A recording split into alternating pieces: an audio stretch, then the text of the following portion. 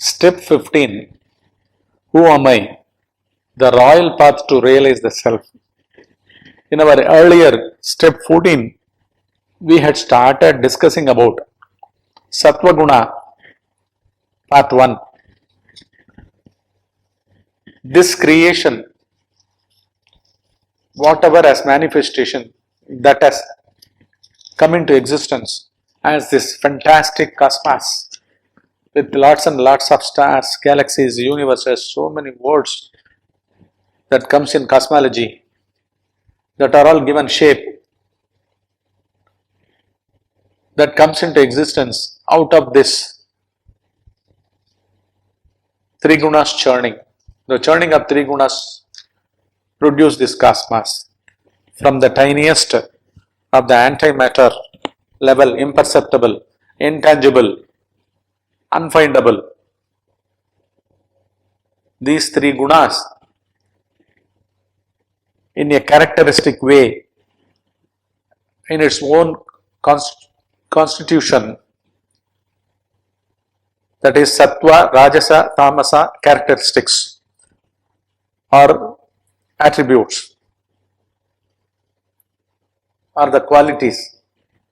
Everything is related to something called as character, the properties of a thing, right from atom, antimatter forces to even behind them, even underneath these physical manifestations, including the four forces, there exists this mind.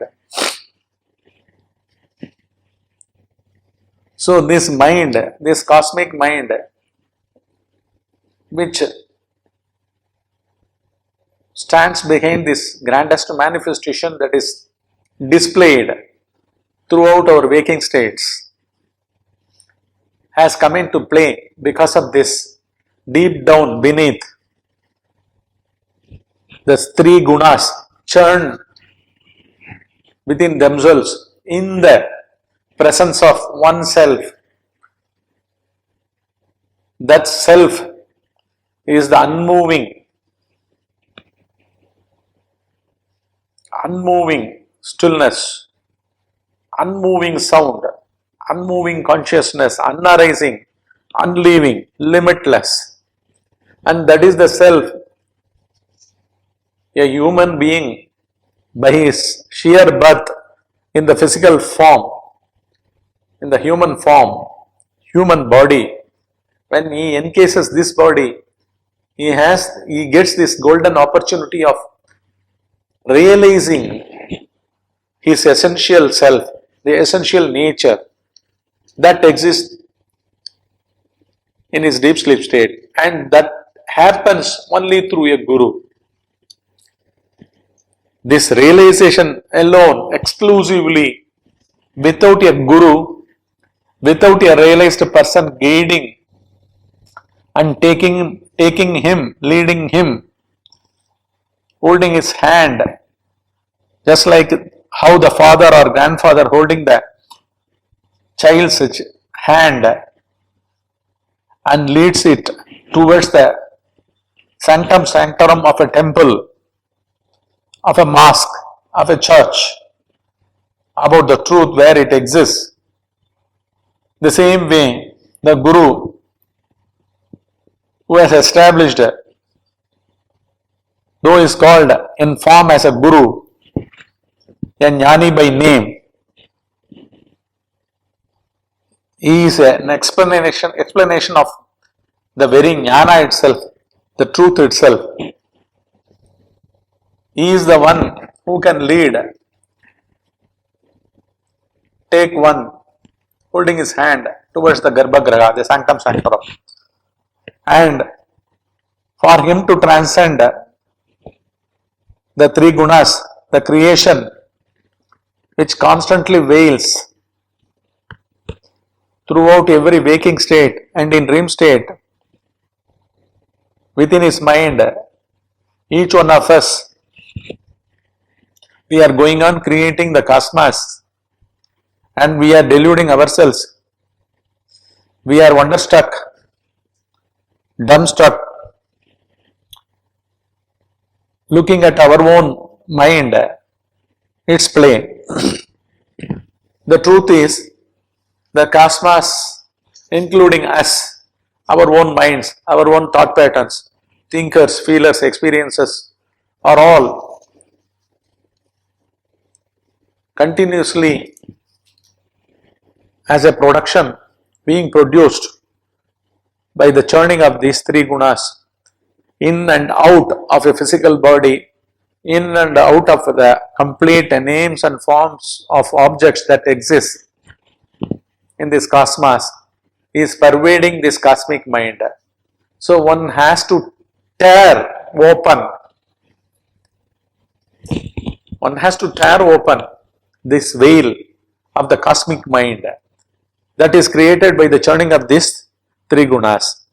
There is no manifestation apart from the churning of these three gunas which is producing this cosmic mind, and this cosmic mind contains everything, including our very births, our bodies, and all the three gunas that are also dominating in us, in our intellect. Especially the subtle mind is being dominated, created, existing, behaving, reacting, responding, searching for the truth, or getting vitiated into vasanas, always externally stuck in issues, in all the day-to-day things, all these things are happening because of the cosmic mind, which is again formed out of the churning of these three gunas.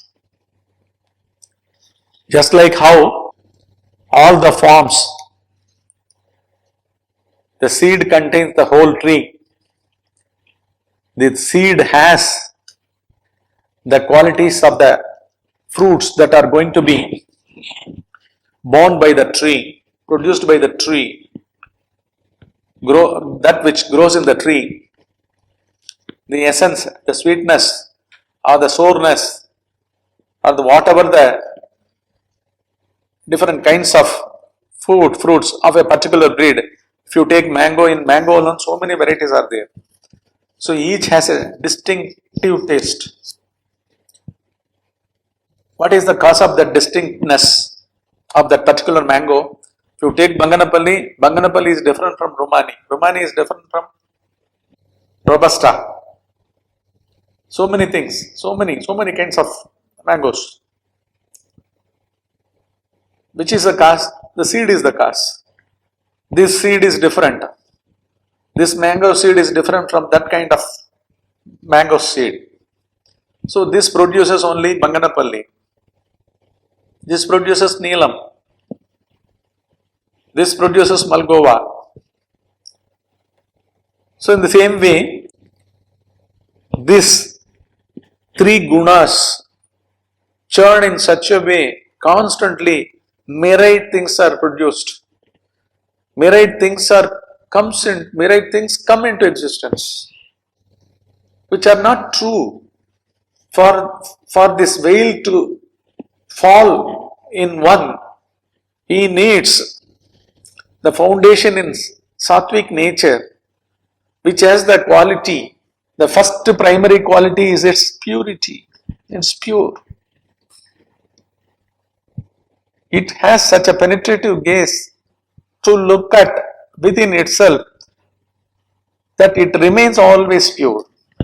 It knows it is not hindered by any stain, by any blemish. It's pure, dirtless, speckless, and it never hinders. And it always stays within the sharpest gaze of the intellect and looks only for the supreme pleasure. Where does the supreme pleasure exist? The supreme pleasure existing during our deep sleep state. Without the person himself realizing this, enjoying this as a name and form, as an individual, This is showering, this bliss, this happiness, this pleasure of the deep sleep is engulfing everything. And what is its characteristic mark? It never has a distinctive quality. Sattva guna, the very purity of its, the very purity being its nature, it cannot be exactly defined, but comfortability, easiness, pleasurable state of existence, a state of full bliss. Naturally, a man who has risen up to the level of the Sattva guna is always after the supreme bliss that he searches for, that he seeks within himself. And for this, on the sides also, side by side, the knowledge about the complete cosmos, how the mind gets formed, where does it originate, how does it work, how does it arise, why it arises, what is the ingredient of mind which is giving arisal within him as his intellectual pursuits about his own self. Exclusively, the person of Sattvic nature, he is after himself essentially. He is not after the world, he is not after the five senses, he is not after the thoughts, the thinkers in him. He is basically not a thinker within himself. He never originates, he never produces any thinker in him. He is always at ease. There is a harmony. That is what we had given. This purity of him, the essential nature of Sattvic guna, gives such a in-depth understanding about everything. When one is stationed within himself, he gains the supreme knowledge about the cosmic mind, about himself, about the transcendent nature that is ever existing during deep sleep state. And there is a harmony. Harmony in the sense it is a state of naturalness. Sahaja, that is what they use. It is the basic trait. He feels everything natural. He never places intellectually, mentally also in thoughts in a discomfortable state.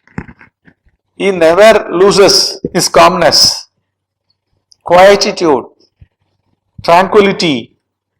Almost the state of deep sleep state is present in him throughout his activities of the waking state also. He is an embodiment of deep sleep state, which is his characteristic mark throughout his waking state also. We will continue this in our part 3, the Sattva Guna, part 3, under step 16.